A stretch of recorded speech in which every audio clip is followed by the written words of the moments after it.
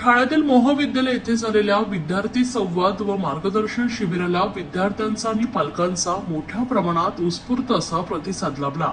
Online प्रवेश प्रक्रियेतील अडचणी, आवश्यक कागदपत्रांची स्पष्टता आणि अर्ज प्रक्रियेतील तांत्रिक बाबी याविषयी सविस्तर आणि सोप्या भाषेत मार्गदर्शन करण्यात आले। या उपक्रमामुळे विद्यार्थ्यांच्या मनातील संभ्रम दूर झाला असून अनेकांनी त्याचा थेट लाभ घेतलाय।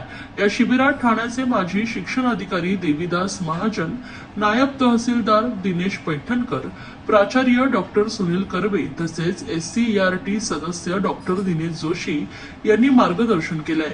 त्यांच्या सखोल आणि अनुभव संपन्न विचारामुळे शिबिर अत्यंत माहितीपूर्ण ठरलंय। या शिबिराचं आयोजन कोकण पदवीधर मतदारसंघाचे आमदार ॲडव्होकेट निरंजन डावखरे व कोकण पदवीधर प्रकोष्ठाचे संयोजक सचिन मोरे यांनी केले होते। यावेळी बोलताना ॲडव्होकेट डावखरे यांनी शासनाच्या ऑनलाईन प्रवेश प्रक्रियेच्या उद्देशावर प्रकाश टाकला।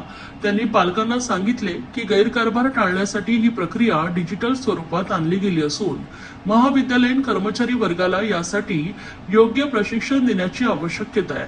तसेच विद्यार्थ्यांना प्रत्यक्ष मार्गदर्शन मिळावे यासाठी अशा शिबिरांचं नियमित आयोजन करण्याची गरज त्यांनी अधोरेखित केली आहे।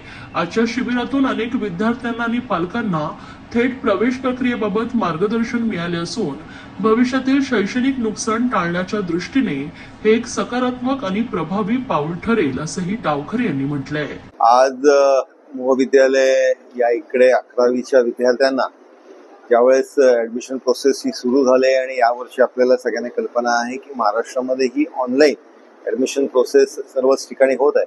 त्याच्यामुळे विद्यार्थ्यांना अनेक अडचणी आणि अनेक प्रश्न हे त्यांच्या समोर येत आहेत आणि त्याच्यामुळे त्यांना योग्य मार्गदर्शन भेटावं याची एक संकल्पना माझे सहकारी आणि आमचे पदवीधर प्रकोष्ठाचे कोकणाचे प्रमुख सन्माननीय सचिन मोरे यांनी हा विषय समोर आणला आणि त्या दृष्टिकोनाने या मार्गदर्शन शिबिराचं आयोजन केलंय। याच्यामध्ये शासकीय जे विद्यार्थ्यांना दाखले लागतात, मग ते डॉमिसाईल सर्टिफिकेट असेल, उत्पन्नाचा दाखला असेल, वास्तव्याचा दाखला, या सगळ्या गोष्टी त्यांच्यापर्यंत त्यांना माहिती असणं आणि त्याचबरोबर आता ऑनलाईन मध्ये पार्ट A, पार्ट B म्हणजे पार्ट 1, पार्ट 2 मध्ये त्यांना फॉर्म भरायचा आहे याच्या संदर्भातली, त्याचबरोबर शासनाच्या निर्णयाच्या संदर्भातली माहिती हे विद्यार्थ्यांपर्यंत पोहोचवण्यासाठी शिक्षणाधिकारी आणि त्याचबरोबर या शिक्षण क्षेत्रामधले शिक्षण तज्ज्ञ या इकडे उपस्थित होते।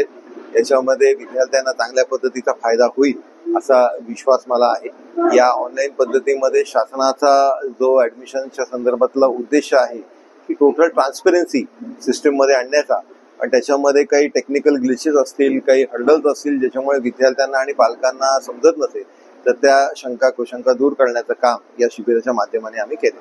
पालकांना आणि मुलांना आपल्या माध्यमाने सगळ्यांना आवाहन करीन की ही सिस्टीम पारदर्शक आहे आणि याच्यामध्ये जवळजवळ 4 राऊंड होणार आहेत आणि एक 5वा परत स्पेशल राऊंड होणार आहे।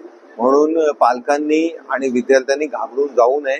त्यांनी कुठेही या संदर्भातलं की मला ऍडमिशन आता पहिल्या राऊंड मध्ये नाही भेटलं, आता माझं करिअरचं काय होईल, अशी कुठेही घाबरून जाण्याची परिस्थिती नाही। प्रत्येक विद्यार्थ्याला ऍडमिशन हे निश्चितपणे भेटणारच आहे।